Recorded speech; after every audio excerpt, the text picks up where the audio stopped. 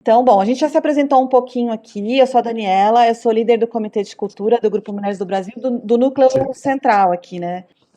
O Grupo Mulheres do Brasil, eu sempre tenho aqui uma colinha para apresentar um pouco, porque nem todo mundo conhece, né? É sempre um prazer ter pessoas que ainda não participaram, pouco. E assim, esse bate-papo é bem livre mesmo, tá? A gente vai sempre ter a liberdade de colocar as perguntas no chat. A Adri vai parar alguns momentos para vocês poderem perguntar também. Eu vou só apresentar o grupo, apresentar um pouquinho do comitê e falar um pouquinho de onde surgiu a ideia dessa live, desse momento de compartilhamento de conhecimento da Adri, de uma pesquisa que meio que foi solicitada, assim, que ela aderiu aceitou o desafio.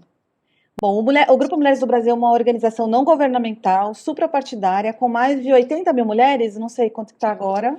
Ela atua em parceria com diferentes esferas para fomentar a adoção de políticas afirmativas e eliminar as desigualdades de gênero, raça e condição social. Então, esse é o nosso trabalho como grupo, né? Nós estamos em vários países, inclusive a gente tem aqui representante do núcleo sul da Flórida, que é a Luciana, que eu acabei de conversar, está aqui, a Luciana Lius, representando.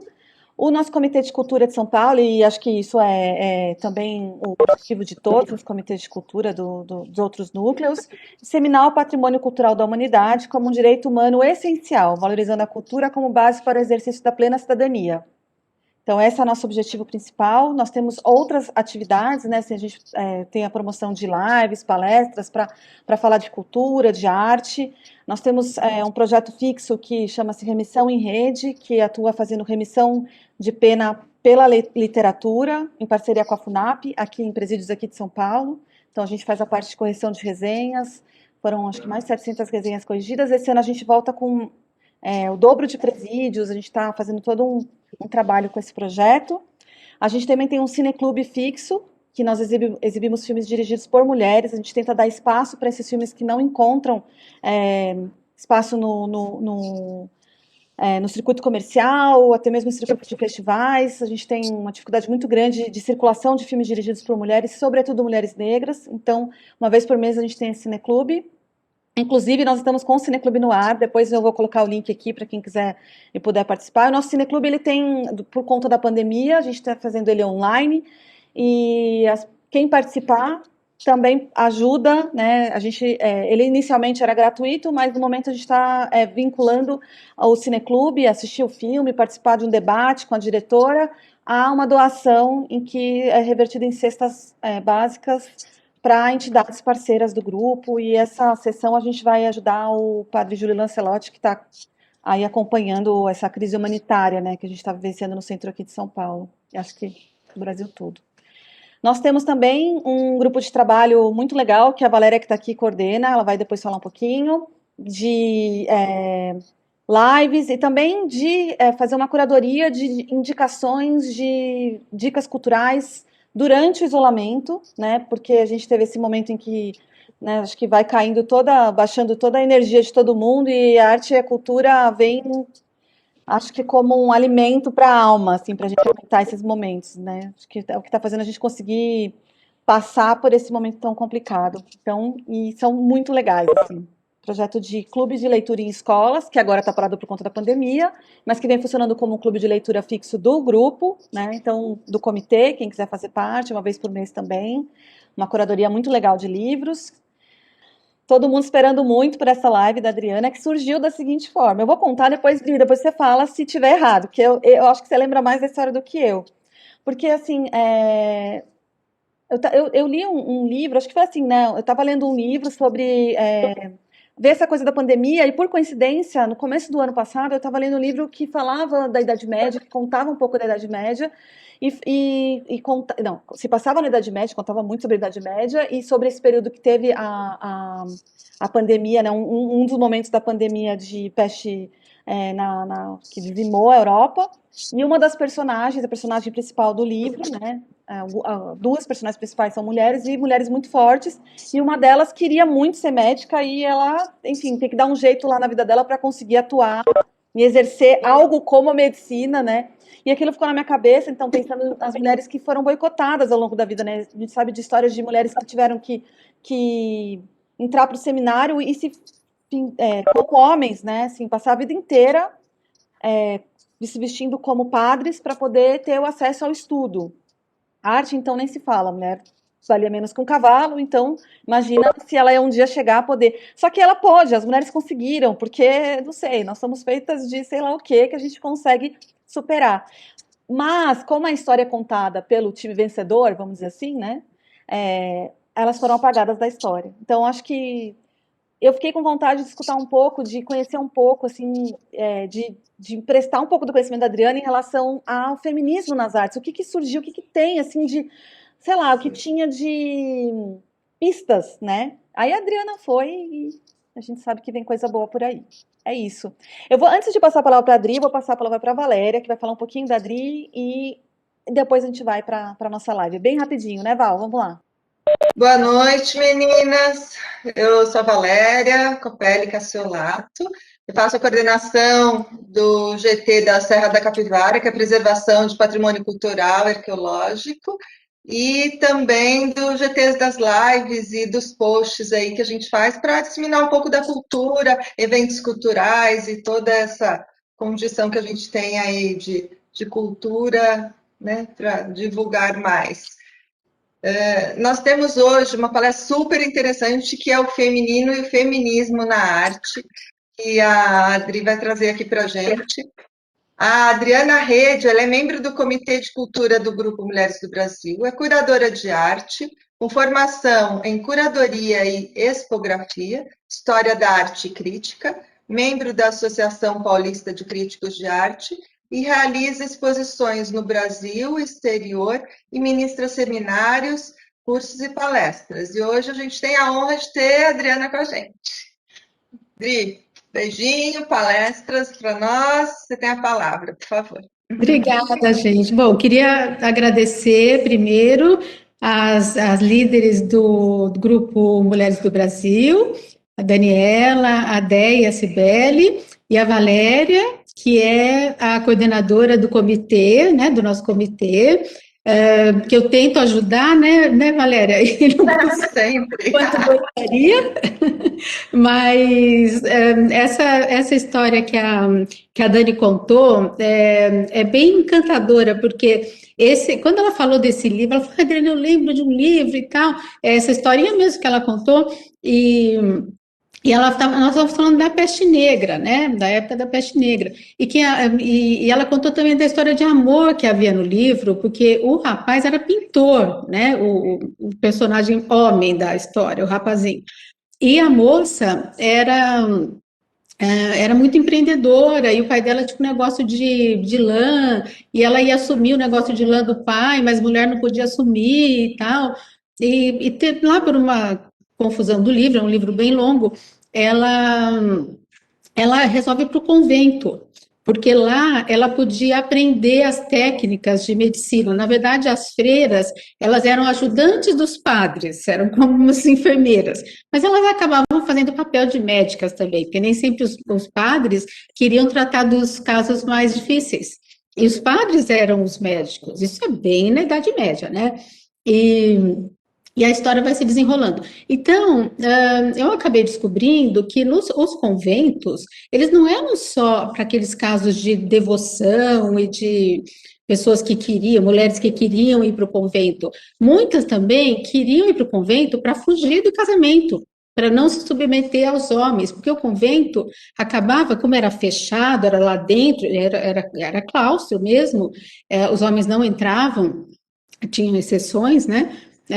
Como os padres e tal, mas tinha sempre, dependia sempre da mulher, a prioresa, né? Tinha o prior, que era o padre prior, e tinha a prioresa, que cuidava do convento. Então, se a prioresa era uma mulher forte, ela fazia lá dentro ter aulas de artes, ensinava todo mundo a ler e escrever, literatura, humanidade, filosofia. Então, dependendo da prioresa, aquele convento era o máximo, né? E fazia aquela cidade evoluir e dava aula para as meninas da cidade, né? Só que ninguém podia saber o que acontecia lá dentro, né? Então, era muito, acolhia, fazia aborto, sabe? Acolhia mulheres grávidas, era um espetáculo, né? Aquilo era assim, um feminismo danado, assim, dependendo da prioreza. Elas rezavam também. Elas faziam lá os jejuns, aquelas coisas nas épocas e tal. Darana. Elas iam às missas que os padres faziam, elas se reportavam ao prior. Mas, dentro do convento, elas que mandavam.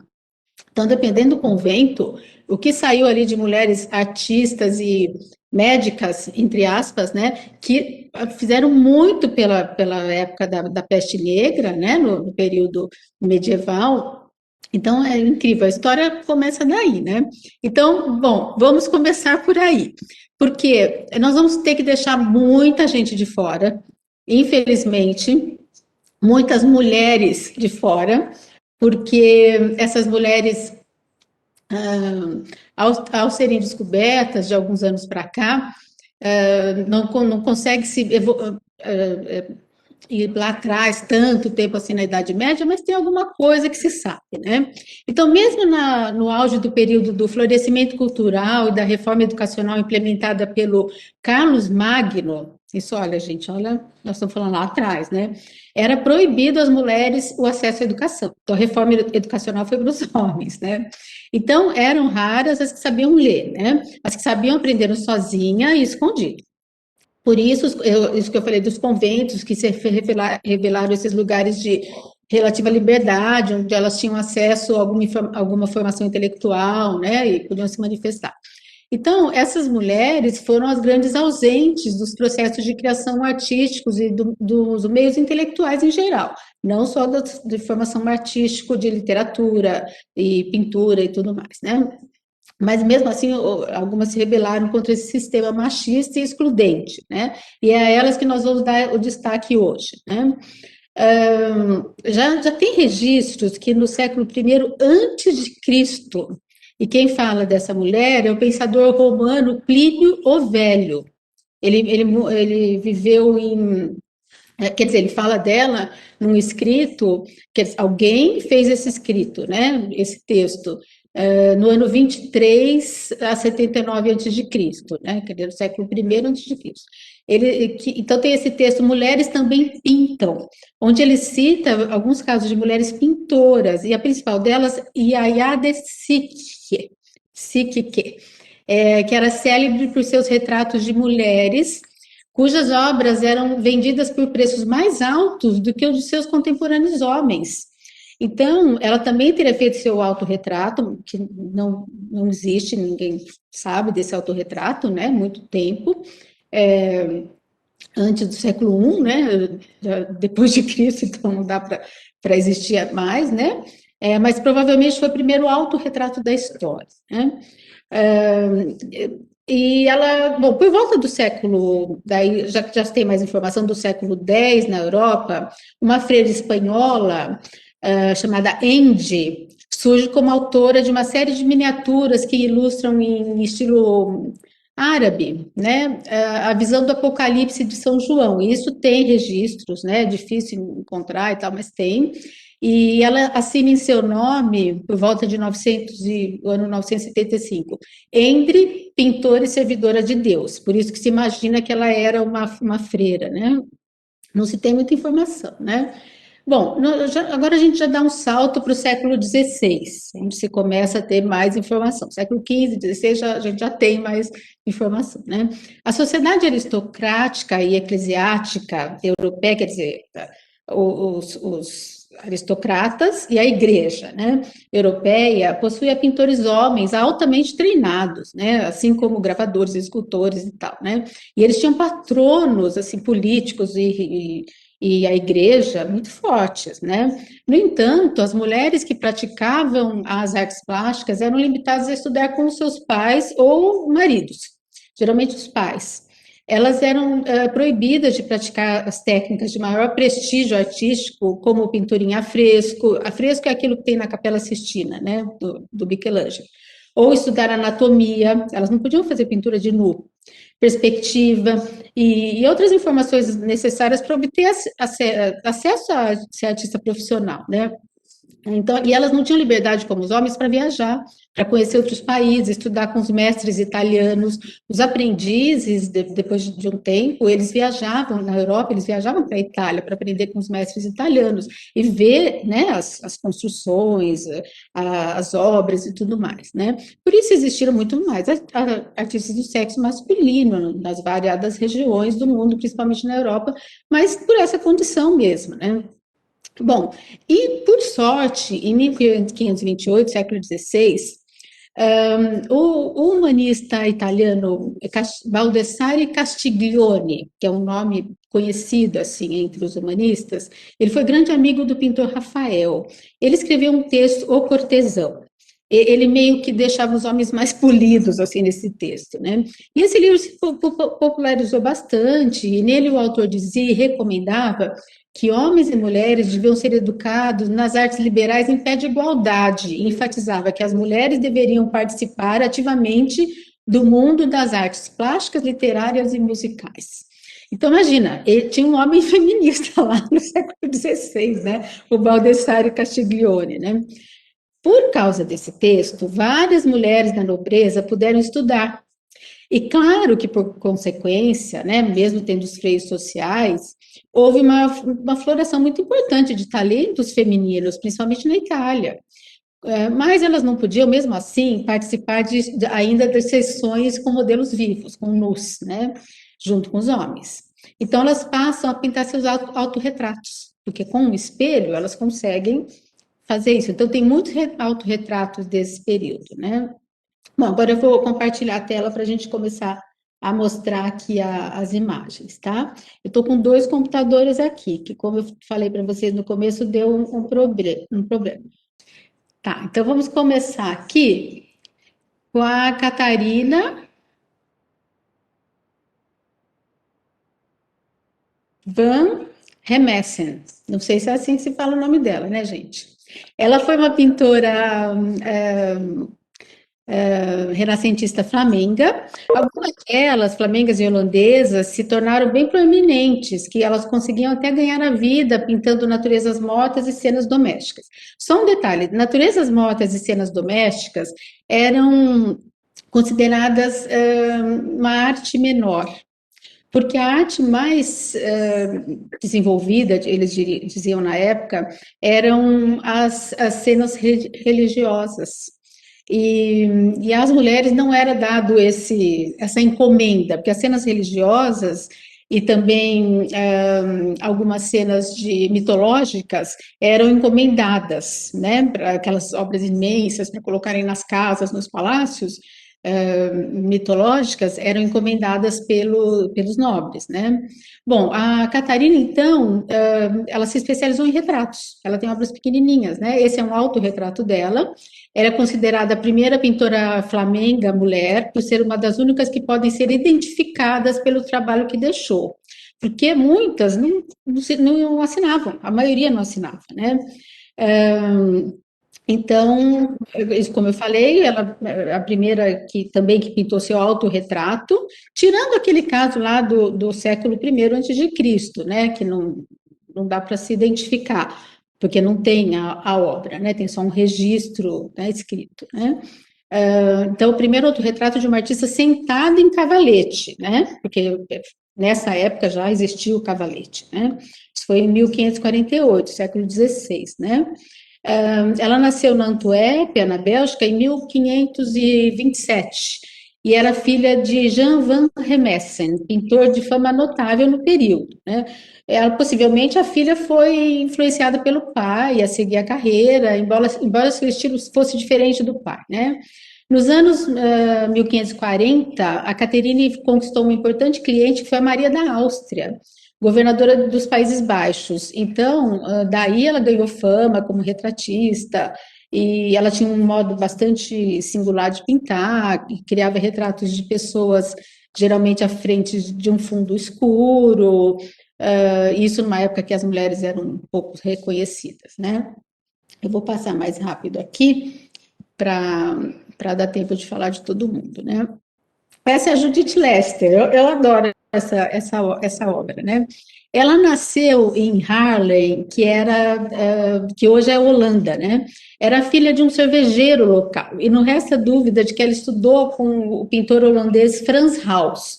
Isso tem registro. Então, ela é uma das poucas que não era filha de pintor, que a maioria delas, por ser filha de pintor, acabava aprendendo o ofício do pai, e o pai não tinha esse preconceito, né? Ela era filha de um cervejeiro. Então, Judite pintava também paisagens, cenas do cotidiano, retratos, mas ela foi uma das raras mulheres que participaram das guildas de artistas. Guildas, que aparecia naquele livro lá atrás, que eu e a Dani comentamos, a personagem principal do livro participava da Guilda da Lã, porque o pai dela era um comerciante de lã, e depois que ela foi para o convento, depois o pai faleceu, ela volta para trabalhar com as coisas do pai, ela, com muito custo, consegue ser a primeira mulher a participar da Guilda da Lã, que era tipo uma câmara de comércio, da cidade, né? Então, ela foi a primeira mulher a participar da Guilda de Artistas da região dela, né? A Guilda de Haarlem.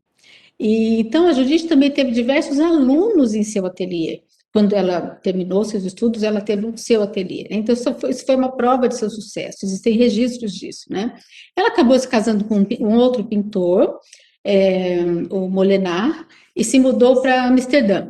Teve 5 filhos, e com isso a sua produção caiu bastante, né? Porque não tinha isso, né? Trabalhava, mas também cuidava de tudo e tal, até como até hoje, né? Muito conhecida e prestigiada no seu tempo, ela foi possivelmente esquecida ao longo do tempo da história, realmente, claro, pela visão machista, né? E porque ela não assinava muitas das obras, e essas obras, como ela não pintou essas obras imensas e tal, ela pintava essa pintura menor, que eles chamavam cenas do cotidiano, paisagens, retratos.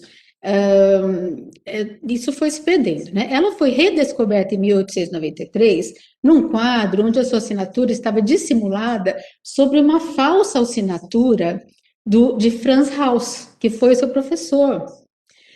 Então, olha que incrível, gente. Ela tinha tudo para ter o mesmo reconhecimento de alguns outros artistas famosos. Ela tinha uma pintura muito diferente, muito alegre, muito diferente do que se fazia na época, né? E olha a pintura desse menino, né? Bem diferente. Agora, como é que pode isso, né? Se descobriu, porque foi se restaurar uma obra e abaixo da assinatura do Frans Hals, que foi o professor, se achou a assinatura dela, né? Então, ela foi uma grande pintora holandesa do século XVII. Bom, a próxima já é uma pintora do sul da Itália, porque especialmente em Bolonha surgiram várias artistas notáveis, né, no século XVI e XVII, porque a Bolonha tinha uma tradição de ser uma cidade com uma longa história de atitudes progressistas em relação às mulheres, né? Os registros mostram que 23 pintoras e pelo menos uma escultora estavam ativas em Bolonha entre 1500 e 1600. Então, você imagina, 24 artistas, né, em Bolonha. Tudo bem, Bolonha era enorme na época, mas registros de 24 artistas para a época, século XVI, XVII, gente, é muito, né? Entre elas estava a Sabina Fontana, essa artista, filha de um pintor de sucesso, essa também era filha de pintor, né? E ela desenvolveu uma carreira ilustre como retratista. A Elizabeth, a Lavínia, não foi apenas uma pintora profissional, num período que isso não era comum, mas ela foi uma celebridade na Itália. Ela era amada e considerada exemplar em suas maneiras, erudição e comportamento.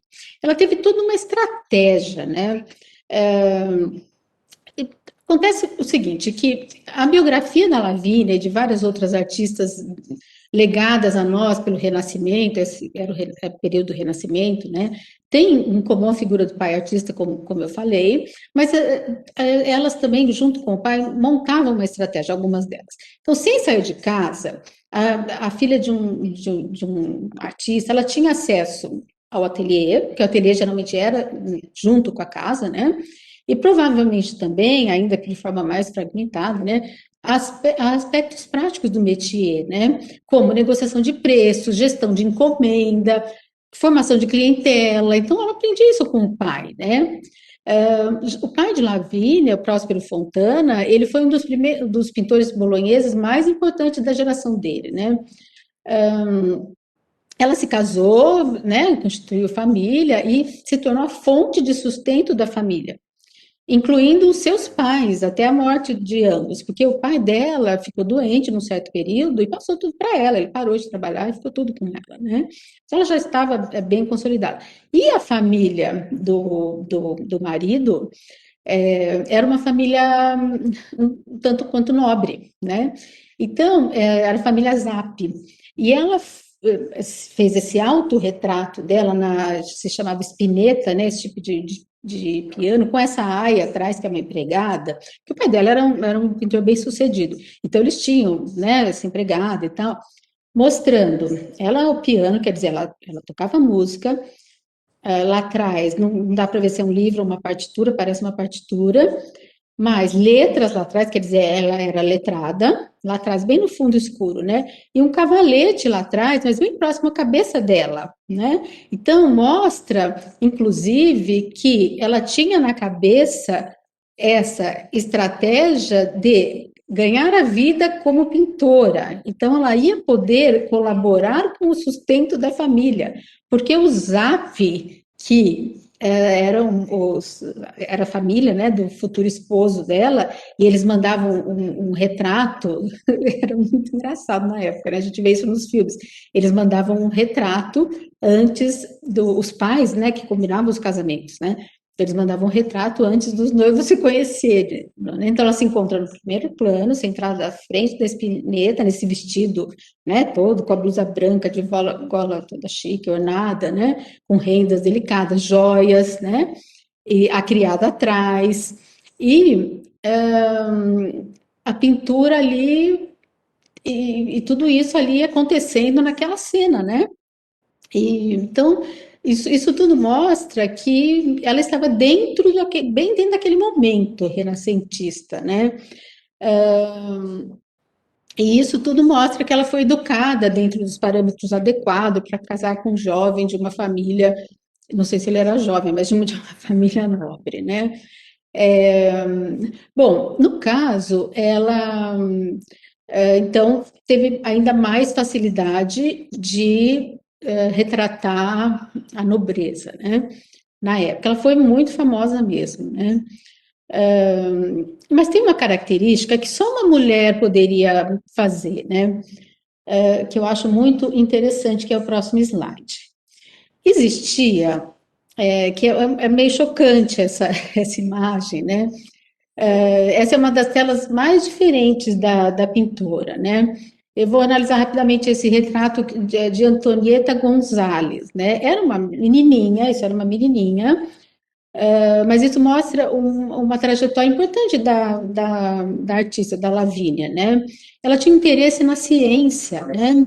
E ela conheceu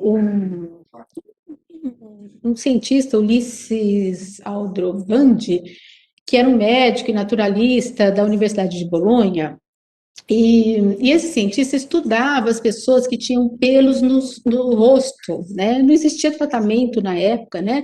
Então, as pessoas com esse aspecto físico, a família inteira tinha isso, geralmente, né? Eram muito questionadas no período, né?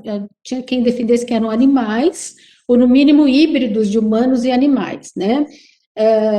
Mas às vezes essas pessoas pertenciam à nobreza e aquela família nascia e se por acaso tivesse alguém com o mesmo gene de outra família e casar, você acabava gerando uma família inteira com aquele problema, né? O que não era um problema, eram pelos, né? E essa menina foi levada, a família dela, em algum momento, era parente, foi parar na corte do Henrique II da França, e que foi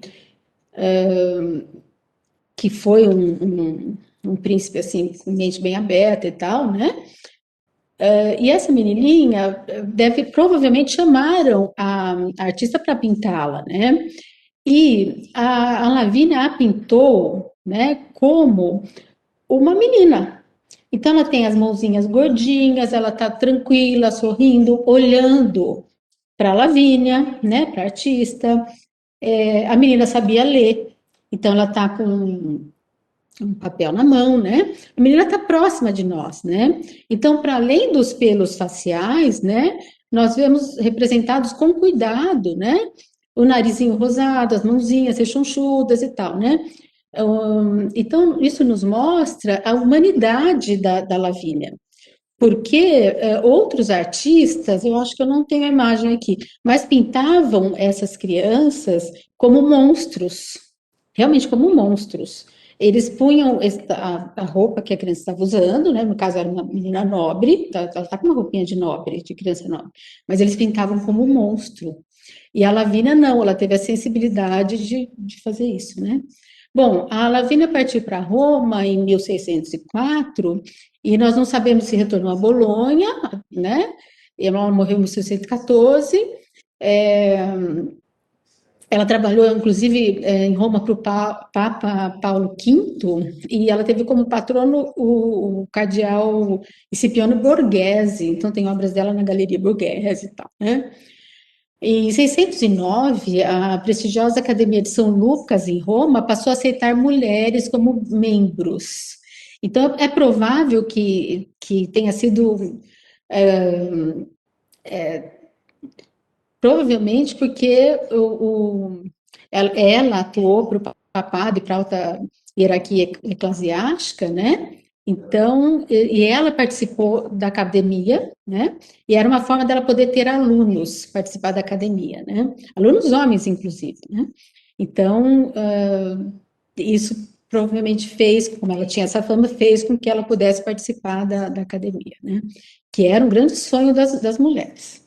Bom, vamos para a próxima mulher. A Sofonie Bangstol, eu vou passar mais rápido. A Sofonisba recebeu uma educação boa e completa, que inclui as belas artes, a sua aprendizagem com pintores locais, estabeleceu um precedente para que as mulheres pudessem ser aceitas como estudantes de arte na sua época. Isso em Palermo, na Itália. Ela, jovem, né, viajou para Roma, onde foi apresentada a Michelangelo, que imediatamente reconheceu o seu talento. E ela pintou em Milão a Isabel de Valois, que era mulher do Filipe II da Espanha, que era uma pintora amadora. Mas o que é interessante nessa história ela foi convidada para ficar em Madrid e ser tutora da Isabel, que era uma pintora amadora. Mas qual era o posto dela? Dama de companhia. Que ela não podia ser tutora, professora, não existia esse cargo, professora de arte da rainha. Não existia isso, né? Mais tarde, sim, depois de muito tempo mais velha, ela se tornou a pintora oficial da corte do rei e adaptou o seu estilo às exigências mais formais de retratos oficiais para a corte, tal, né? E depois da morte da rainha, como ela era muito querida na corte, o Felipe II ajudou a organizar-lhe um casamento aristocrático. Quer dizer, resolveu a vida dela, já que a mulher dele tinha morrido, então ela não tinha mais o que fazer lá. São essas histórias, né? Outro retrato da Sofonisba. Bom, essa história aqui, depois dela, eu acho que eu vou encerrar essa primeira parte, porque a Artemisia Gentileschi realmente é uma história muito forte. Eu não vou encerrar com ela, não, vou ter só mais uma depois. Mas a Artemisia, pai era pintor, o Horácio Gentileschi. E o que aconteceu foi o seguinte na história da Artemisia. Ela começou lá a aprender com o pai. Tem até um filminho já sobre a Artemisia. Estão criando uma série com a história dela, né? Eu acho que nesse resgate das mulheres artistas que ocorreu de uns anos para cá, das mulheres artistas da antiguidade, do século XVII, que é o caso dela, 16, 17, ela foi uma das mais conhecidas, né? Porque a história dela é a mais impressionante. A Artemisia, ela aprendeu com o pai, que era Horácio Gentileschi, um pintor também conhecido, tá? Mas não era tão importante assim. E chegou um certo momento que ele resolveu que ele teve um assistente por muitos anos, que se tornou um artista também muito bom, que tinha seu próprio ateliê. Depois, então, ele resolveu que, é amigo dele, ele resolveu que, então, para expandir os seus horizontes, a, a Artemisia ia ser aprendiz no ateliê desse seu amigo. E lá ela ficou aprendendo por um tempo. Daí ela foi estuprada por esse outro artista, né?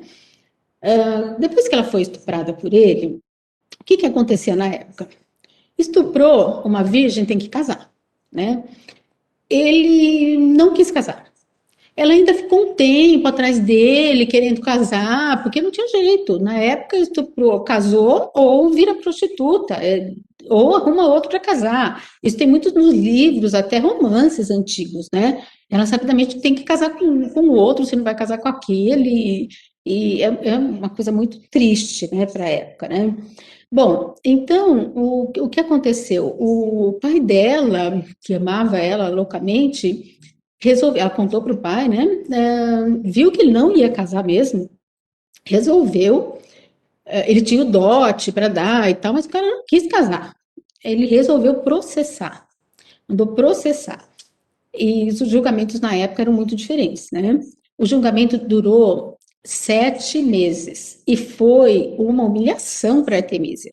Por quê? Fizeram um tipo de, imagina na época, um exame de corpo de delito, né? Para ver se ela era virgem, mas isso meses depois, né?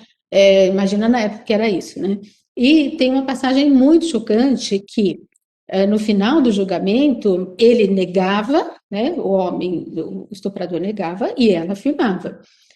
E eles a torturam na frente de todo mundo no julgamento, eles torturam a mão dela com um instrumento que apertava os dedos, é um instrumento de tortura, apertando os dedos para que ela negasse, para ver se sob tortura ela negava que tinha sido estuprada, que tinha sido de comum acordo.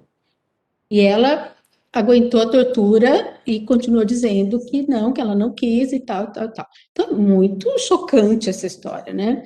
Então, olha o que eles submetiam uma mulher, gente. A mulher foi estuprada e ainda é torturada para ver se ela se contradiz, né? Bom, daí o pai dela acabou o julgamento, ele foi condenado, o artista estuprador foi condenado, só que nunca cumpriu a pena, infelizmente, né? Então, a gente vê que é uma coisa cultural muito antiga, né, também, que graças a Deus graças a Deus não, graças a nós está mudando, mas existe muito ainda, mas, bom, não vamos entrar nesse detalhe, vamos falar da arte dela, né? A Judite, ela se autorretratou muito, né? Esse rosto aqui meio bochechudinho dela, ela era bonita para a época, ela se autorretratou muito nas obras dela, né? Essa é Maria Madalena em êxtase. Ela era uma encomenda, né? Era uma obra religiosa. Mas tem uma outra obra, infelizmente, essa outra obra não está aqui, mas ela se inspirava muito em Caravaggio, né? Ela é considerada feminista caravaggiana, porque tem o Caravaggio e os caravagistas, que são os seguidores de Caravaggio, tá? Então, ela pintava de uma forma muito dramática, como Caravaggio, né? Vocês podem ver no fundo dessa tem um outro autorretrato dela ali, mas vocês podem ver no fundo dessa tela maior, né, essa paisagem, né, as roupas, dá uma olhada nesse vestido, né, gente, nessa sacola que ela leva de tecido, né, nesse homem, e, nossa, é incrível, né, essa também é uma cena mitológica. Mas tem uma outra que, infelizmente, deu um problema aqui, não vou conseguir trazer, mas vocês podem procurar, porque é uma cena bíblica muito conhecida e que a maioria dos artistas do Renascimento pintou, que é Judite decapitando Holofernes. Caravaggio pintou, todo mundo pintou, Judite decapitando Holofernes, né? A história, né, segundo o livro de Judite, né, da Bíblia, Holofernes era um general que ele estava por ordem do arrogante Nabucodonosor, né? Que queria forçar todos os povos da região a se aliarem a ele contra o rei dos medos, que era do Império Asiático, né? Uma história, né, bíblica mitológica ali, né? A sua arrogância, luxúria, fraqueza por vinho, né? Contrastavam com as virtudes da heroína Judite, que era casta para a época, né? Ela nunca se casaria novamente. Eu estou contando a historinha da obra que ela pintou, tá? Do tema, né? Então, que era muito popular entre os pintores, como eu falei. Mas na visceral obra que a Artemisia pintou, ela fez a cena muito mais violenta que outras versões, né? Ela pôs, literalmente, ela própria, como Judite, decapitando Holofernes, e que era o sangue que ela queria ver correr do Agostinho Tassi, que era o pintor estuprador, né? Que ela transplantou para a figura de Holofernes, né? Que estava ali na cena da pintura, né? E na cena, o Holofernes, ele tenta estuprar a Judite, que era essa figura casta e tal, né? Bom, então, essa brutalidade física que ela coloca na obra, né, para degolar o inimigo, e fazendo com que ele não consiga lutar de volta, né, se comparar com a versão de Caravaggio, não sei se eu consigo depois mandar para vocês, vou ver com a Dani aqui se tem uma listinha, se eu consigo mandar Eu achei essa o link comparação. com essa obra, Adri. Não sei se eu posso mandar aqui, se você quiser. Você consegue achar Artemisia Gentileschi, Olha, Judite decapitando Holofernes? Holofernes é com H.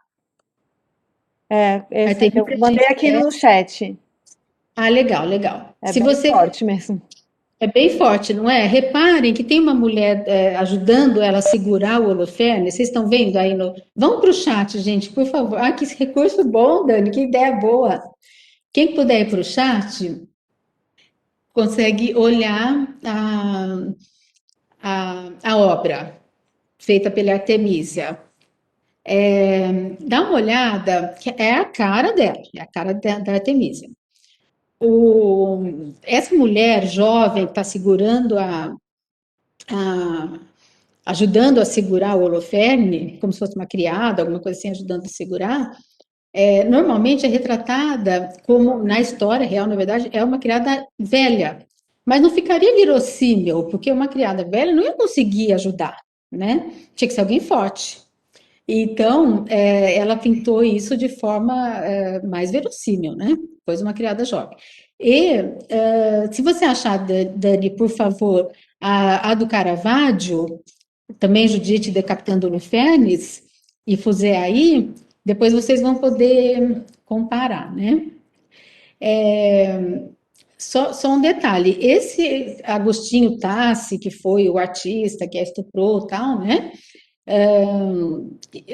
Em 1612, ele foi não só condenado por isso, que ele já tinha feito, não tinha cumprido, né, pelo ato que ele cometeu com ela, como planejar e matar a sua esposa, cometer incesto com a sua cunhada e tentar roubar as obras do pai de Artemisa, mais para frente, né?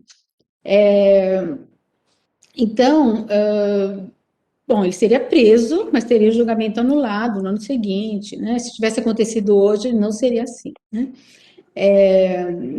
Bom, como eu falei, essa cena do Judite, eu só fiz esse parênteses que eu tinha esquecido de falar isso, mas quer dizer, o cara era um safado, né? Eu mandei um Imagina, link aí que tem as duas obras na mesma matéria. É uma matéria de um site que tem você duas achou obras. para comparar? Deixa eu ver se eu consigo entrar no chat para Deixa eu ver comentar se eu com consigo vocês. abrir aqui. Peraí, quer que eu tento compartilhar a tela para mostrar? Será que depois eu consigo voltar? Acho que não sei. Acho que Eu sim. morro de medo aqui de que eu estou sem suporte. Sim. Quer ver, ó? Olha, a do Caravaggio tem uma senhora, né? Ali ajudando ela com um pano ali, né? Não tem muito. E a cara da moça é meio de susto. Vocês estão vendo? A segunda imagem que a Dani colocou. É meio de medo, né? Meio medo, meio susto, meio. Agora, como é que eu volto aqui? Deixa eu É ver. lindo esse trabalho da Temísia aí. É muito parecido, muito similar a Caravaggio mesmo, né, Adri? Não, porque Vou todos, compartilhar minha tela aqui. Essa é do todos que... Caravaggio, certo, Dri? Oi? Essa aqui é do Caravaggio. Sim, essa segunda, E essa daqui é a dela. Essa é a dela. Olha só, é a cara dela, é o rosto dela. Claro, tem um escuro ali. A cara dela ali, segurando o cabelo dele com aquela força, né? Com o facão ali bem em primeiro plano, né? E a moça ali, jovem, ajudando, porque senão não seria factível, Sim. né? O Holofernes era um guerreiro, né? Como é que ia conseguir? Deixa eu ver Então, de novo o outro. A isso é diferença, muito nossa. a diferença. Mas esse tom, essa dramaticidade do Caravaggio, realmente, ela era bem. Por isso que dizem que é a pintora caravagista, né? Com certeza. Eu vou Apesar de que nesses dois casos eu acho que o dela tem muito mais força, né? Tem, o dela é melhor que o A dele. gente sente mais emoção até no quadro dela. Exatamente, exatamente. Também acho. É, O dela é mais legal. E tem toda essa história, né, por trás, tal. Quer dizer, como que o homem ia pintar essa sensação, né? Veja bem, tem coisas, né, que só a mulher, né? agora compartilha de novo a sua tela. Vamos ver se. Acho que vai dar certo. A hora da verdade. Vamos ver. Hora da verdade. Gente, desculpa. Não, mas faz parte. Se você quiser já abrir para perguntas, Dri, se alguém quiser mandar aqui no chat também alguma pergunta, pode Vamos ser? conversando enquanto isso? Vamos abrir? Enquanto Todo mundo tá. quer abrir o microfone, um de cada vez. Você conduz aí, Dani? Eu vou chamar o Rui aqui para me ajudar. Tá. Tá? Você conduz aí, por favor? Um Conduzo. segundo. Deixa Eu só eu queria já abrir. comentar, se eu puder, que Por favor. realmente a tela em que ela faz que ela, a Artemis faz, pinta, ela você sente a agressividade dela, né, na ação, né? Enquanto a outra tá meio assustadinha assim, com o negócio, situação, mas ela tem a emoção. Eu avalio a arte assim, quando você olha para a coisa, você percebe, você sente a sensação que o personagem ali está passando para você. Sim. Depois eu quero até escutar da Dri se tem alguma relação, mas eu achei que a roupa do quadro dela é uma roupa da época dela, né? Diferente do quadro do Caravaggio. Não sei se ela se retratou, inclusive, com a roupa dela. Assim, sou eu mesma, cortando o pescoço. Alguém mais? A gente pode abrir o microfone para perguntas ou comentários. A Adri conseguiu compartilhar a tela de novo, mas a gente pode aproveitar e. Posso fazer uma pergunta? Vamos lá, Madê. Adri, vamos lá. Adriana, você falou das holandesas, né? Mas eram só as pintoras antigas? As modernas também têm toda essa desculpa, esse empreendedorismo artístico? As atuais, Madeira? Uhum. Olha, isso hoje na arte contemporânea, nós temos um movimento mundial, totalmente mundial, com essa questão do feminismo. Não são todas as artistas, mas em qualquer continente nós temos artistas envolvidas com o feminismo. Inclusive, eu queria comentar que o chamado dessa live, né, o feminino e o feminino na arte, é porque, na época, não existia feminismo, né? Não existia essa questão, né? Tem algumas pessoas que chamam de movimento, outras não, né? Que é a partir principalmente dos anos 70, mas alguns dizem antes, outros dizem um pouco depois, mas em média, anos 70, e não existia feminismo. Então, por isso que nós falamos o feminino e o feminismo e o feminismo, que fez uma grande exposição e dedicou o museu às mulheres em 2018, Deixa eu só mostrar aqui qual. Vou compartilhar de novo, tá?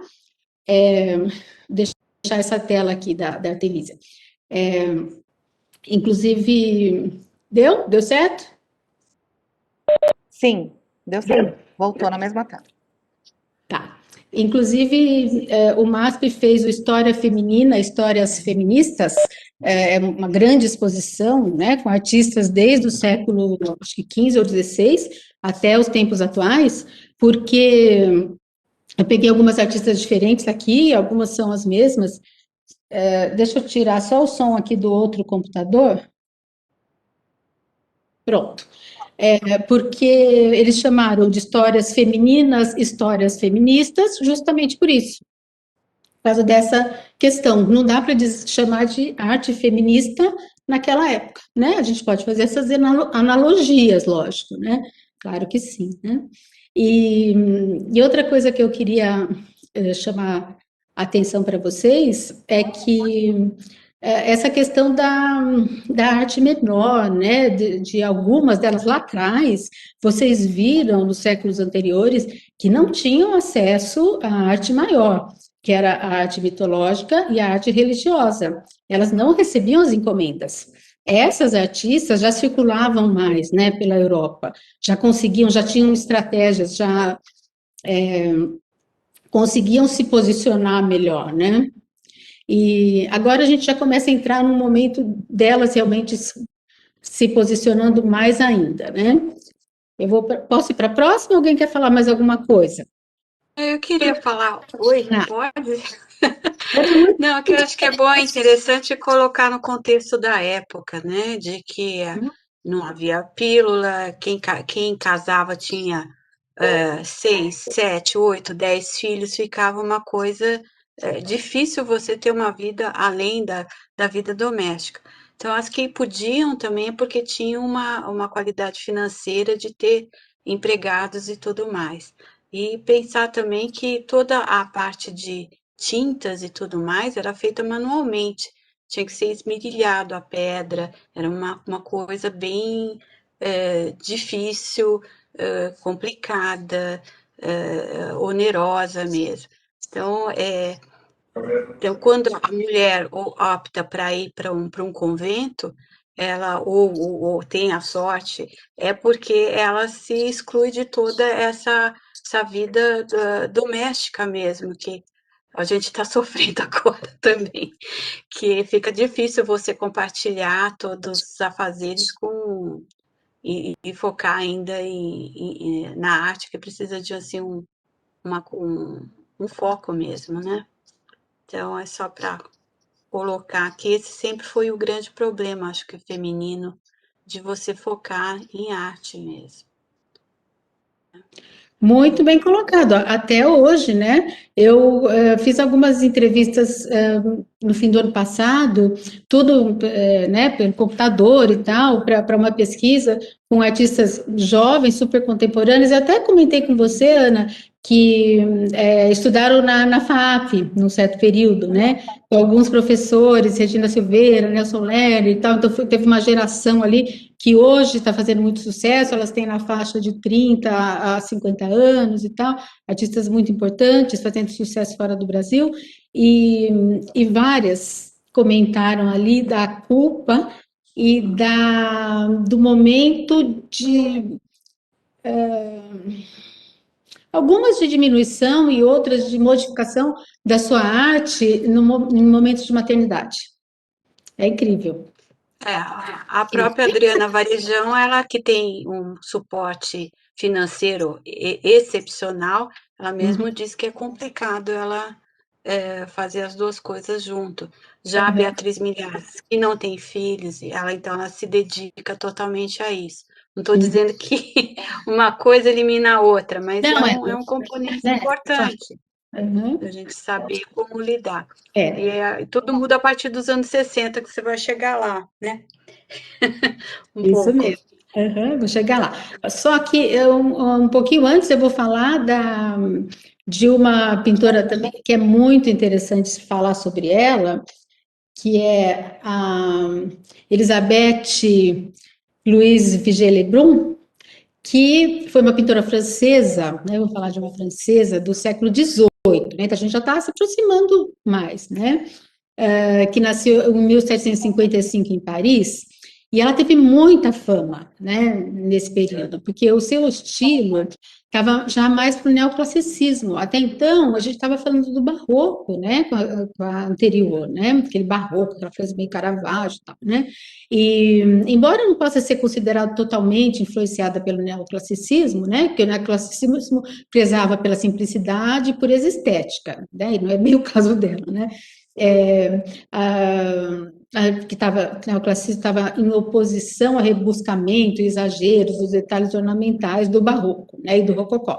Mas ela está mais para o neoclassicismo, que vocês vão ver.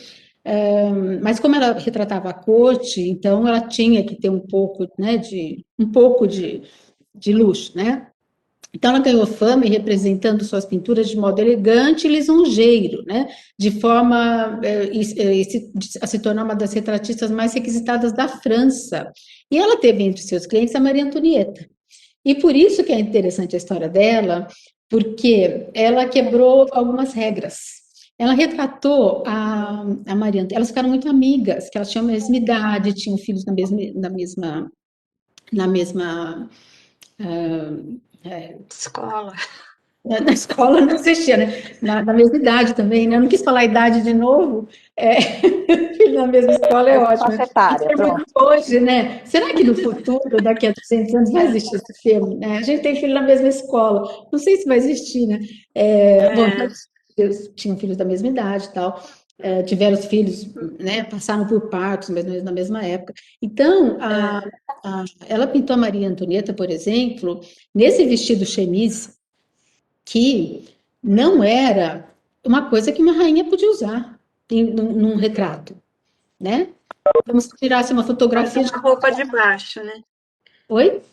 É Desculpa. quase uma roupa de baixo, né? Exatamente, porque apesar de ser uma camisola, um vestido de chemise super chique, esse da Maria Antonieta, vou mostrar aqui um outro chemise. Ah, não tem. Super chique, o vestido chemise, ele era um vestidão solto, né? Ele não era aquele vestido todo cheio de aquele redondão assim que não dava nem para a pessoa andar, né? Que tal, você vê, a manga vem até aqui, ela é só presa com alguns fitilhos ali e tem um grande lenço de seda que amarra. Ele não é todo estruturado, né? Cheio de saiotes, aquela coisa, aquele corpete e tal. Ele é um vestido que joga no corpo e que representou uma grandíssima, e que os nobres não usavam, e representou uma grandíssima mudança para as mulheres, porque elas podiam se vestir sozinhas, não precisavam mais de um monte de damas para se vestir. E a Maria Antonieta, quando ficava lá naquela casa, naquele gazebo lá que construíram para ela em Versalhes, que ela quis construir em Versalhes, ela não queria aquele monte de empregada vestindo ela, né? Ela queria ficar no campo. Era a casa de campo dela, né? E como que é o nome? Lá em Versalhes, o Chateau da Antonieta. Trianon? Não. Isso, que a gente vai andando e tal, Trianon, exatamente. Quando ela estava lá, os filhos dela e ela ficavam lá descalços, junto com as galinhas, lá, tá? Então ela ficava vestida assim, né? Você vê que é um chapéu de ficar no sol, né? Apesar das penas, é um chapéu de sol, né? Mas eu posso falar um porém aqui? Sim. Você sabe que ela já está usando uma roupa que vem em frente, né? Da regência. A regência, nesse momento, tem uma mudança drástica na indumentária, né? No figurino. Então, a gente percebe que já tem uma coisa por vir aí, né? Então, certas pessoas jovens já usavam essa roupa, esse corte um pouco mais abaixo do busto. Então, eu acho que quem fez o retrato olhou, assim, de repente, uma juventude, né, que já estava começando a se vestir dessa forma. Eu não sei a data dessa imagem, mas eu percebo que esse figurino ele já vem, ele conversa mais com a regência, né, com look regência, por vir.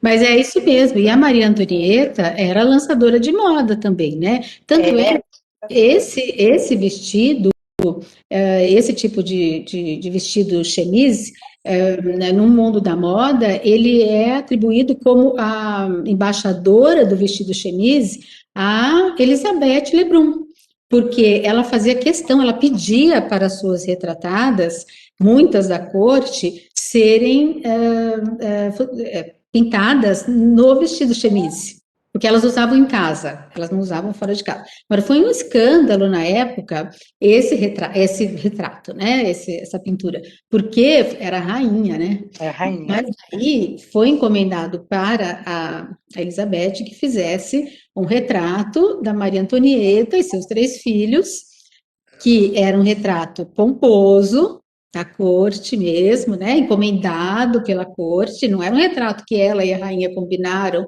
lá, nós vamos fazer assim, vamos fazer assado. Ela fez muitos retratos da Antonieta, né? Esse não, você vê que a cara da Antonieta é outra, né? Ó, aqui ela tá toda felizinha. Olha aqui, né? E é muito interessante a história desse retrato, né? Muito elegante, né? Porque você vê a tapeçaria, você vê o pezinho da Antonieta lá na almofadinha, né? Você vê as indumentárias, joias, poucas joias, porque já era mais perto da Revolução Francesa. Então não podia ostentar muito, né? Mas os móveis, as cortinas do castelo, isso foi feito no castelo. E tem uma questão interessante, ele demorou 2 anos para ser feito. E neste meio tempo, vocês estão vendo que tem um berço vazio ali à direita? Tem um menininho meio apontando para o berço? Então são 3 filhos, né? O menininho de pé ali é o Delfim de França. Delfim é sempre o príncipe, né? O filho que vai assumir, né? O reinado, né? Então tem a filha, a bebezinha e o Delfim de França. E ali no bercinho teria uma filhinha que morreu nesses 2 anos. Então, ela retratou a 4ª filha da rainha através do bercinho, porque ela entraria na pintura e faleceu, então ficou só o bercinho. E é bem interessante porque ela pintou a rainha, ela pintou as crianças separadamente e os móveis, tudo separadamente, e depois ela, quer dizer, ela esboçou, né, separadamente, depois ela pintou no retrato só, porque ela nunca ia conseguir fazer essas crianças ficarem paradas nessa posição com a mãe. Até porque a, a Maria Antonieta não era uma mãe muito severa, né? Ela gostava de criar as crianças lá no Trianon, né? Lá no campo. E as crianças eram pequenininhas também, né? Não era possível, né? Mas foi uma encomenda, né? Mas a história é bem interessante, né? Que é que ela foi avisada que já estava aquele clima, ela foi avisada que ela já tinha uma filha, ela perdeu algumas crianças, mas ela teve uma filha, a Elizabeth, que era a paixão da vida dela, tem muitos retratos. Ela se casou com um tipo de um marchand, também pintor também, mas ele era mais comerciante. E então ela teve acesso a muita gente, ela teve acesso, era uma pintora bem aristocrática também, mas quando ela soube que a rainha, né, chegou a Revolução, a rainha, o rei, a família, tá, e ela não morava no castelo, né, ela morava fora, ela era casada, e ela pegou a filha e a governanta que ela tinha e fugiu numa carruagem. Muito triste por causa da rainha, né? E fugiu e foi embora e morou em vários países e fez sucesso em todos os países que ela passou. Ela retratou a irmã da Maria Antonieta, acho que na Áustria, e foi, né, passou por muitos países e tal, e ela foi bem sucedida em todos os países. Então, algumas pessoas falam, ela foi bem sucedida por causa do marido. Não é, porque ele era um comerciante, não, de arte, não, porque ela começou a fazer sucesso antes dele. Segundo, não foi bem sucedida por causa do marido, porque ela viveu na Europa depois, ela voltou, acho que depois de quase 20 anos para a França, porque ela ficou exilada fora, né, também. Ela voltou para a França e ela ficou esse tempo todo na Europa sem ele. Ela fez sucesso na Europa toda sem o marido. Então, não tem nada a ver com o marido, né? Bom, vamos para a próxima. A Berthe Morisot, agora a gente já vai chegando no modernismo, tá? Eu vou passar bem rápido. Ela é uma história também muito interessante, que vou contar rapidinho. Esse é um retrato dela, não é um autorretrato, é um retrato dela feito pelo Manet, em 1872, já século XIX, já puxamos para o século XIX. Bom, pelo fato de ser mulher, negaram-lhe o ingresso na Academia de Belas Artes, na França. Ela tinha permissão apenas para trabalhar no Louvre como copista das obras dos grandes mestres. Quer dizer, as coisas reverteram no século XIX, sabe? Parece que a coisa foi para trás, né? Então, com a influência de Corot e de Manet, que eram muito amigos dela, ela foi a primeira mulher a fazer parte do grupo impressionista. Ela foi uma das mulheres impressionistas, ela expôs com Monet, Renoir, Sisley, Pissarro, Degas e outros artistas na mítica primeira exposição impressionista de 1874. Essa primeira exposição em 1874, primeira exposição impressionista, todos aqueles artistas são famosésimos, e pouca gente ouve falar da Berthe Morisot, apesar dela ser a de maior destaque, né? Tem ela, a Marie Cassatt, né? Bom, ela pertenceu à alta burguesia francesa, mas ela era muito independente, rebelde, né? E foi uma ativa agitadora cultural na sua época, ali na França, naquele período, né? E comecei ali em 1900 e tal, que ela era jovem, e manteve estreita relação de amizade com muitos intelectuais, né? E Manet fez uma dezena de quadros dela, muitos deles célebres até, como esse, né? E ela recusou muitas propostas de casamento de muitos homens, né? Apesar da pressão familiar. E aos 33 anos de idade, olha, era velha para casar, 33 anos, né? E isso, né, comecinho do século XIX, ela aceita a proposta de casamento do Eugène Manet, irmão do Edouard Manet. A vida conjugal não a impediu de seguir o seu rumo nas artes, ela subverteu os papéis de homem e mulher da época, porque na família é a Berthe Morisot quem trabalha e mantém uma vida pública, e o marido se ocupa da carreira dela e da filha. Então, ele se ocupa das finanças e tal, dessa parte, mas ela mantém a vida pública como artista e ele cuida da filha. Então, ela foi bem revolucionária, né? Ela retratou, só que muita gente conhece, através dessa obra, O Berço, de 1872, que ela retratava a sua intimidade, muitas das suas obras têm como cenário a sua casa, a sua família. Essa é a irmã dela, com o bebê que havia nascido, né? Por isso, a julgam uma pintora de cenas domésticas. Mas ela pintou também muitas cenas urbanas e da natureza. Por exemplo, em uma casa de campo, ela pintou uma pastora vestida e nua. Vocês estão vendo? Aí já tem a comparação, né? Em 1881. Ela não era uma pintora só da vida doméstica. Só que o que a história fez? O que os mandantes da história fizeram? Os escritores da história fizeram, os historiadores colocam só a obra da Berthe Morisot. Você só vê essa obra da Berthe Morisot, que mostra que ela era uma pintura de mulherzinha. E não é, gente, não é. Ela era uma agitadora, ela esteve na primeira exposição impressionista, né? Ela estava ali com os homens, sabe? É essa parte da história que fica escondida, que a gente fala que foi, né, que nos foi negada, né? Bom, tem várias outras que nem vou falar, tá? Porque não vai dar tempo. A Dame, chamava de Dame, né? Laura Knight, ela provocou muita controvérsia, que essa obra dela, isso foi em 1913, né? Já foi exibida pela primeira vez em 1913, que era um autorretrato dela como pintora com um nu, né? Foi uma obra assim com uma afirmação política e radical, né? Como uma mulher ousou se apresentar assim, como ela usava mesmo, com um blazer. Oi. Adriana, eu posso falar agora? Pode. Da pintora anterior, a gente tem que pensar que, nesse momento, realmente, o sufragismo, né? O sufrágio estava, assim, se fortalecendo muito, né? Então, lá por 1870, as lutas estavam começando fortes, né?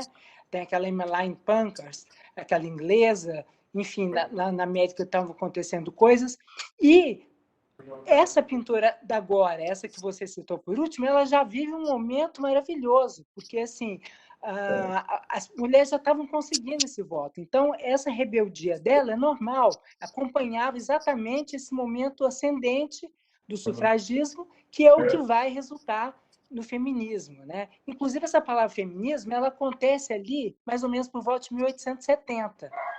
Né? O feminismo, né? Essa palavra, porque a gente sabe que 1970, né?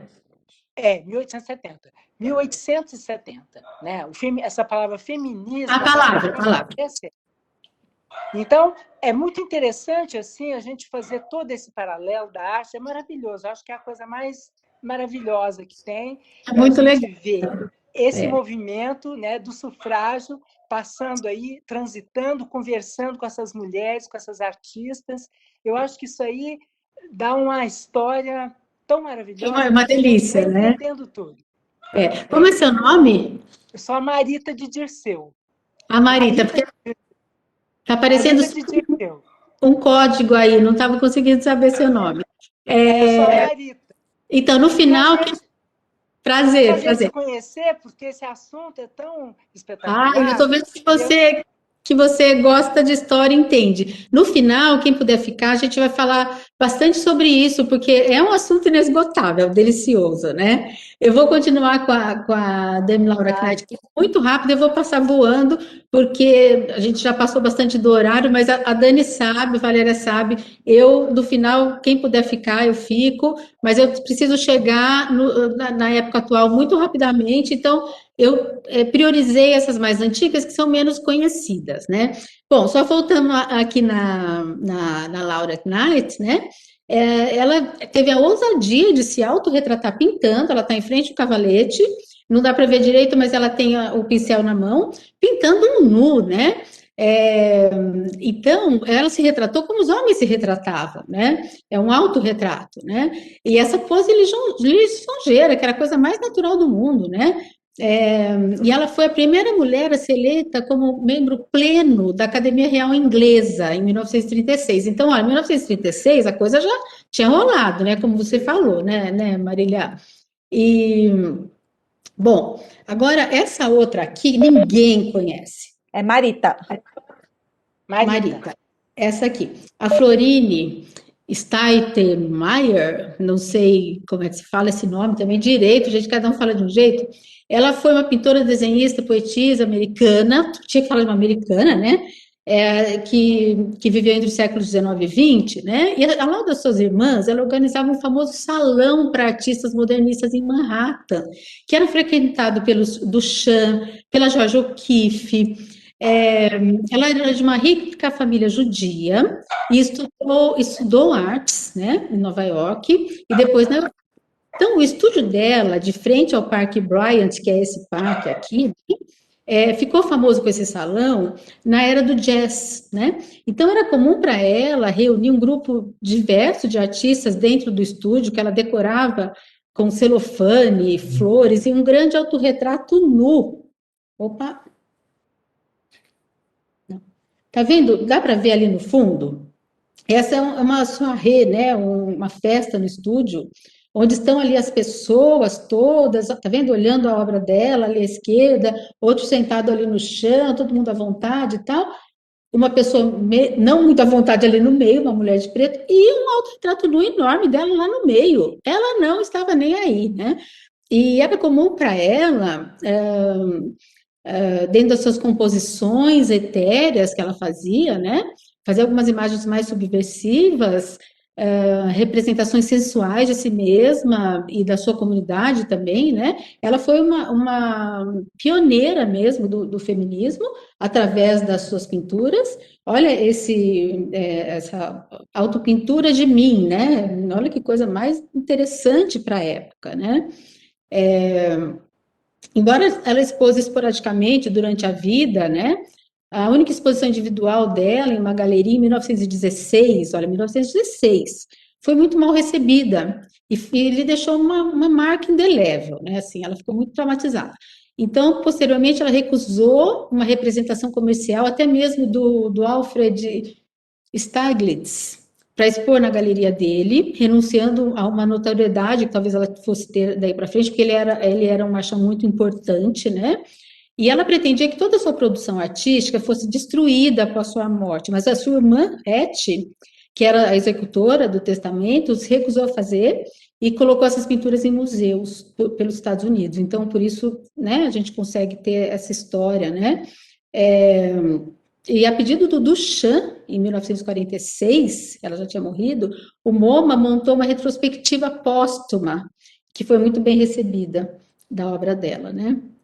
Agora, eu vou só mostrar uma brasileira aqui rapidinho, só para a gente ter uma brasileira, a Georgina de Albuquerque. Esse retrato, ela nasceu no século XIX, final do XIX, mas esse retrato foi pintado no começo do século XX pelo marido dela. Ela foi casada com o Lucílio de Albuquerque, um pintor também, né?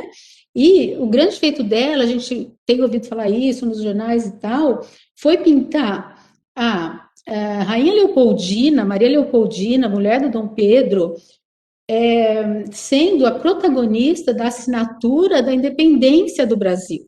Então, aqui nessa obra, a Sessão de Conselho de Estado, ela não pintou na época, né? Lá em, sei lá, na data. Ela pintou depois, em 1922. A Georgina não retratou, assim, oficialmente, vendo a cena. Ela recriou a cena, só em 1922, que foi a Semana de Arte Moderna, inclusive, mas não, essa obra não esteve na semana, com José Bonifácio, a Leopoldina, e ela e José Bonifácio ali assinando o documento, está na mão dela, tá vendo? Ela proclamou a independência, não foi Dom Pedro. O Dom Pedro só não se sabe nem se gritou independência ou morte, que estava no burro lá, parou porque estava com diarreia, que é a história verdadeira. Bom, só quis pôr uma brasileira aqui para a gente, né, não perder a oportunidade. Agora chegamos aqui ao nosso período, né? A Judy Chicago, que é assim a grande artista feminina, né? A Judy, ela é considerada a pioneira feminina, não, feminista. A grande, eu estou acabando, gente. A Judy é considerada a grande feminista. Ela, desde o início da sua carreira, nos anos 70, até o seu trabalho mais recente, ela é a pioneira. Ela é pioneira, assim, no sentido de ser reconhecida mesmo, é a feminista, né?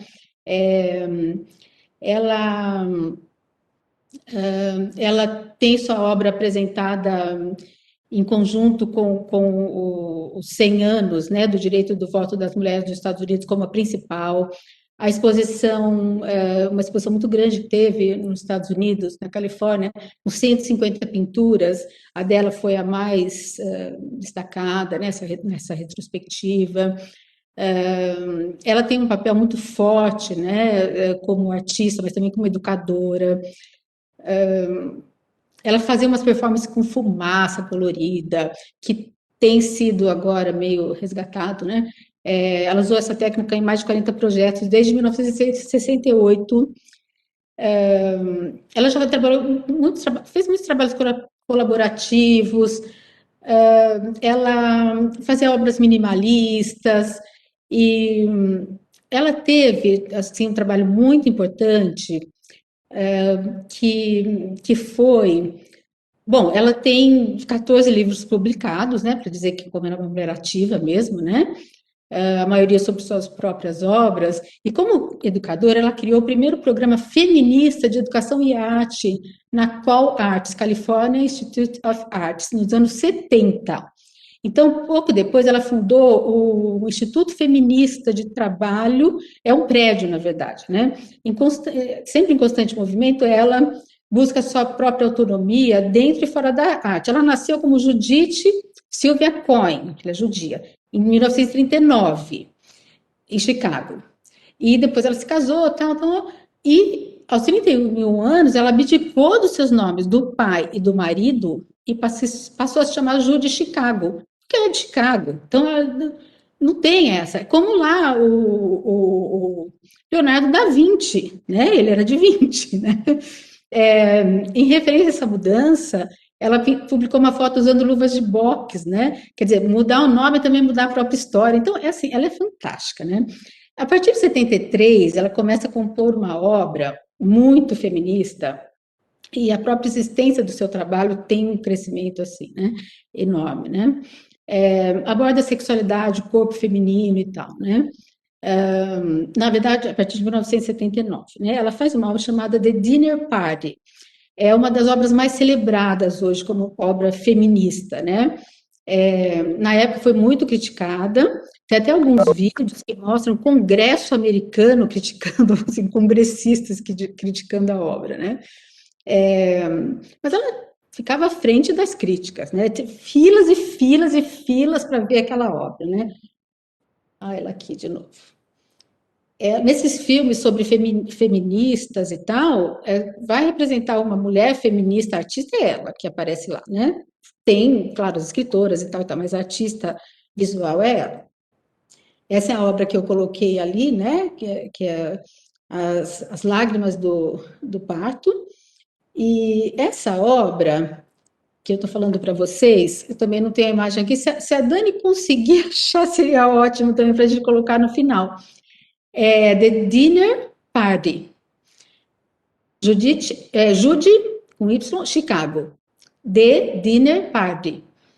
Ela é composta por diferentes camadas. Ela tem os cartazes na entrada, com os desenhos que lembram o interior do corpo humano e mencionam frases como anunciando recortes feministas, né?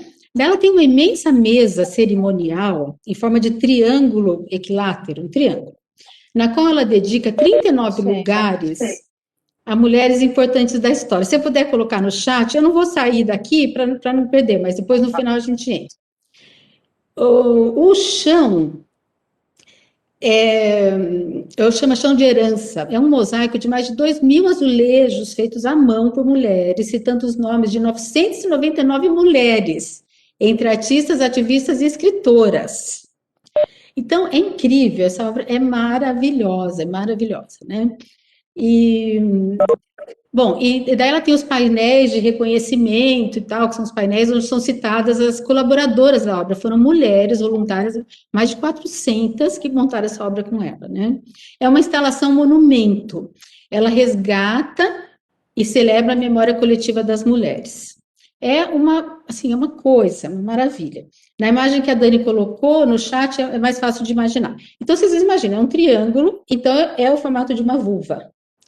Em cada um dos 3 lados, ela tem mulheres artistas, escritoras, tal. Ela separa, né, nessas 39 mulheres.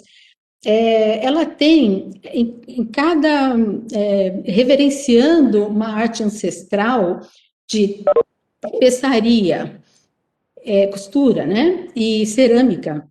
Ela tem esses pratos de cerâmica com esses jogos americanos de tecido, bordado o nome das mulheres. Então, ela tem George O'Keeffe, Louise Bourgeois e tal, no lado das mulheres artistas plásticas, no lado das escritoras, né, as escritoras, é uma coisa, tem o lado, acho que, das filósofas, é uma coisa maravilhosa, é de chorar, assim, né? Essa é uma outra obra dela também. A Louise Bourgeois não vai dar tempo de falar, mas essa obra, a Mamã, né, é uma obra também muito feminista. Barbara Kruger, nós não vamos falar. Lorna Simpson é uma negra que eu quis acrescentar, nós não vamos conseguir falar também hoje. E eu quero fechar com essa, né? Guerrilla Girls. Guerrilla Girls é um coletivo, tá? Não é uma artista. Tem alguns detalhes muito importantes dessa obra que a gente precisa pontuar, né? Por que elas usam, vocês já devem ter visto essa imagem, né? Porque as mulheres, a primeira foi no Metropolitan, né? Que elas fizeram esse manifesto, porque 4% das artistas nesse museu são da seção de mulheres, mas 70% são quer dizer, 4% são mulheres, artistas representadas e 70 e tantos por cento são nus de mulheres, feitos por homens, né? E elas chegaram a vir para o Brasil, e mais de uma vez na exposição no MASP, elas, na época, né, faz bastante tempo, elas colocaram que 6% das artistas do acervo eram mulheres, 6% eram mulheres pintoras, mas 60% dos nus eram femininos, pintados por homens, né? Então, isso é tão forte, é tão maravilhoso isso, né?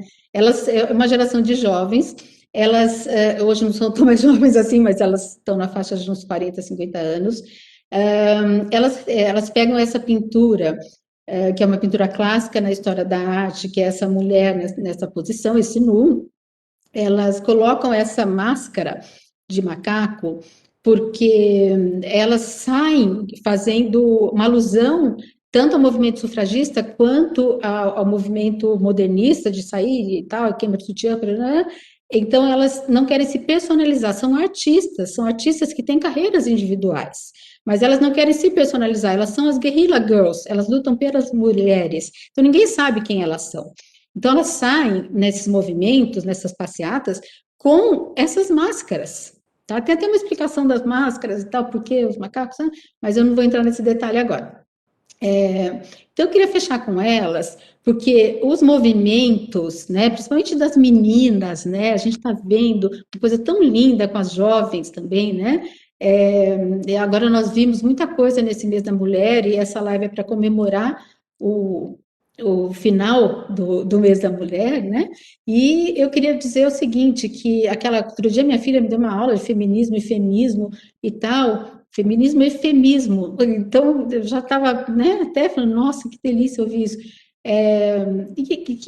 Só lembrando aquilo que a gente tem falado sempre, né, que ninguém está contra os homens, nada disso. Olha como é histórico, né? Olha como é histórico esse problema das mulheres serem